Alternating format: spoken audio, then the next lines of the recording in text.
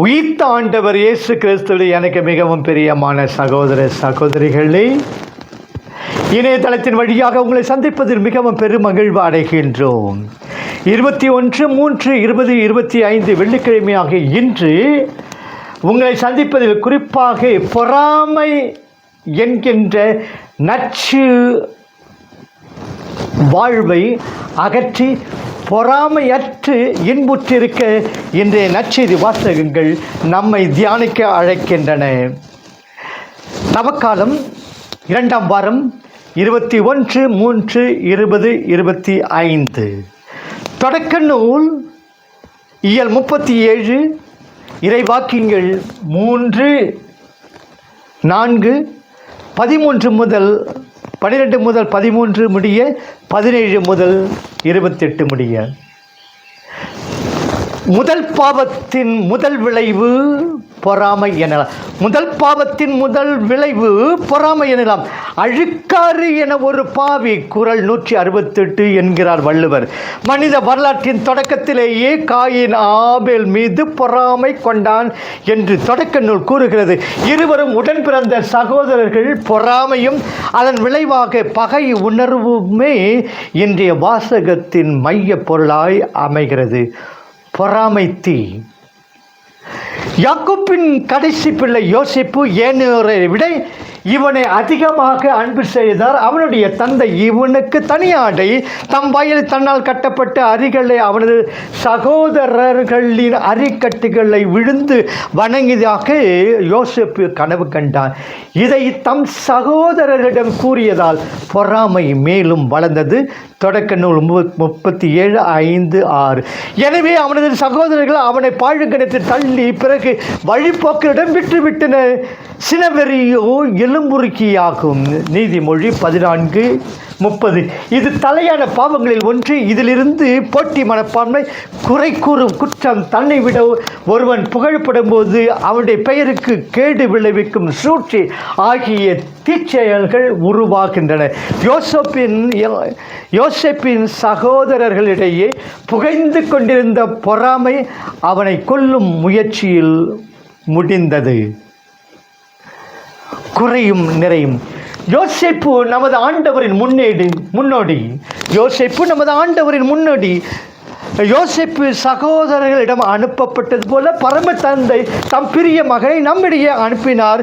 யோசேப்பின் சகோதரர்கள் அவனை 20 வெள்ளிக்காசுக்கு விற்றது போலவே இயேசுவின் சீடர்களில் ஒருவன் நமது ஆண்டவரை 30 வெள்ளிக்காசுக்கு விலை பேசினான். மத்தேயு 26:15. பல்வேறு துன்பங்களுக்கு பிறகு யோசேப்பு எகிப்தின் தலைமை அதிகாரியானான். அனைவருக்கும் வாரி வழங்கும் வல்லனானார். இயேசுவின் மரணத்தை வென்று வாகை சூடி இறை அருளை வாரி வழங்குகிறார். மனிதன் எவ்வளவு தான் முயன்று தடுத்தாலும் இறைவனின் திட்டம் நிறைவேறும் என்பதற்கு இருவர் வாழ்வும் ஒரு எடுத்துக்காட்டு. ஒரு குடும்பத்தில் உள்ள அனைவரும் ஒரே அச்சில் வார்க்கப்பட்டவர்கள் அல்ல. நன்மையும் தீமையும் கலந்த கலப்பிடமே மனிதன். யாக்கோப்பு யோசேப்பு மீது அளவு கடந்த பற்றுதல் வைத்திருந்தது அவரது பலவீனமாகும். யோசேப்பு தன்னை பற்றி பெருமையாக எண்ணி தன்னை அனைவருக்கு மேலாக உயர்த்தி கொண்டான். சகோதரர்களின் பொறாமைக்கு ஒரு வகையில் இவன் காரணம் எனலாம். சகோதரர்களிடையே ரூபன் என்ற நல்லவனும் இருந்தார். எனவே ஒரு குடும்பத்தில், ஒரு துறவற சபையில், ஒரு சமுதாயத்தில் குறையுடையோரும் நிறையுடையோரும் இருப்பது இயல்பு. சமுதாயத்தில் உள்ள ஒவ்வொருவரும் மற்றவர்களின் வளர்ச்சிக்காக, புண்ணிய பயிற்சிக்காக இறைவன் அளித்துள்ள வாய்ப்புகள் அவர்களை உள்ளபடியே அவரது நிறை குறைகளின்படியே ஏற்றுக்கொள்ள அவருடன் இணங்கி வாழ ஒருவன் அறிந்திருக்க வேண்டும். மற்றவர்களின் குறைகளை காண்பதை விட அவர்களது பண்புகளை கண்டு அவர்களை பாராட்டும் பக்குவம் பெற வேண்டும். சகோதரர்களில் தீய செயல்களின்றும் நன்மை சுரக்க செய்தார் இறைவன். சகோதரர்களில் தீய செயல்களினின்றும் நன்மை சுரக்க செய்தார் இறைவன். பஞ்ச காலத்தில் தன் குடும்பத்தினரை பட்டினி சாவினின்று காப்பாற்றியவரே யோசேப்பு தான். இதற்காக தன்னை இறைவன் முன்கூட்டி எகிப்துக்கு அனுப்பியதாக யோசேப்பு கூறுகிறார். தொடக்க நூல் 50:20. அனைத்து நிகழ்ச்சிகளிலும் இறைவன் கரத்தை காணும் பக்குவம் பெற்றுள்ளேன். பிறரை மனம் விட்டு பாராட்டும் பழக்கம் உண்டா? நற்செய்தியாளர் மார்க்கு இயல் 21 இறை வாக்கியங்கள் 33 முதல் 43 முடிய, மீளவும் 45 முதல் 46 முடிய. கொடிய குத்தகைக்காரர் பற்றிய இந்த ஓமை பரிசேயர்களுக்கும் தலைமை குருக்களுக்கும் எதிராக கூறப்பட்டது. 21, 45, 48. எனினும் அன்று பரிசேயர்களுக்கும் குருக்களுக்கும் அது பரிசேயருக்கும் குருக்களுக்கும் பொருந்தி அமைந்த வாசகம் இன்று நமக்கும் கூறப்படுகிறது, நமக்கும் பொருத்தமாயும் அமைகிறது. ஆண்டவர் பல வழிகளில் நம்மை எதிர்பட்டு மனமாற்றத்திற்கு அழைக்கிறார். நாம் அவரை எதிர்க்கிறோம்.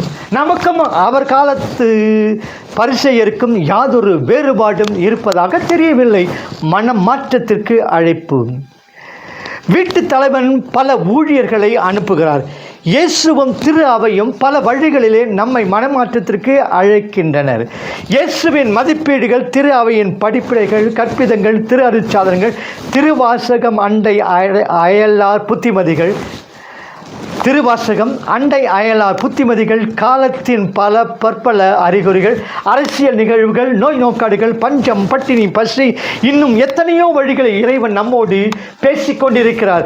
நமது பதிலை, வாழ்க்கை திருப்பத்தை, மனமாற்றத்தை எதிர்பார்த்து நிற்கிறார். எருமை மாடு மேல் மழை வீழ்ந்தது போல் என்ற முறையில் இறைவனின் குரலொலியை கேட்க மறுக்கிறோம். இறைவனின் பொறுமையை சோதிக்கிறோம். இத்தவக்காலம் இறைவன் நம்மிடம் அனுப்பியுள்ள ஓர் ஊழியன் என்பதில் தவறில்லை. எத்தனை தவக்காலங்களை தட்டி கழித்துள்ளோம், பயனற்றதாயும் ஆக்கியுள்ளோம், கொலை செய்து விட்டோம். காலம் நிறைவேறிவிட்டது, இறையாட்சி நெருங்கிவிட்டது, மனமாறி நற்செய்தியை நம்புங்கள். மார்க்கு 1:15 என்பது இத்தவக்காலம் நமக்கு விடுக்கும் சவால் இல்லையா?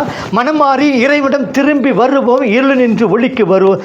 1 பேதுரு 2:2.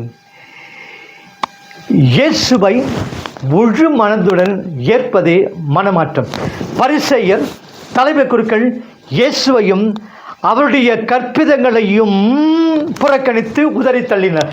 ஆனால் தந்தையோ அவர்கள் வெறுத்து ஒதுக்கியவரே மனித மீட்பின் மூளைக்கல்லாக்கினார்.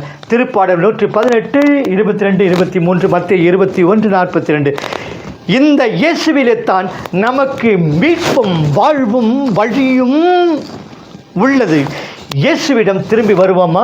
கெட்டு போனோம், பாவியானோம், கிருபை செய் நாதனே என்ற சொற்கள் இந்த தவக்காலத்தில் நம் உள்ளத்தையும் உதடுகளையும் இருப்பதாக. மனமாற்றம் செயலில் வெளிப்பட வேண்டும். அறுவடை காலத்தில் பலனை எதிர்பார்த்துத்தான் வீட்டுக்காரன் 21:34 இது அவருடைய உரிமை. 1, 10, 100 பலனை ஒப்படைக்கும் குடியானவனே நம்பிக்கைக்குரியவன். மத்தேயு 25:14, 30. அவனுக்கு தகுந்த பரிசளிப்பான் வீட்டுக்காரன். பலன் தராத குடியானவன் நிச்சயம் வேலையில் இருந்து விலக்கப்படுவான். இது அன்றைய பரிசேயருக்கு கூறப்பட்டது, இன்று நமக்கும் கூறப்படுகிறது.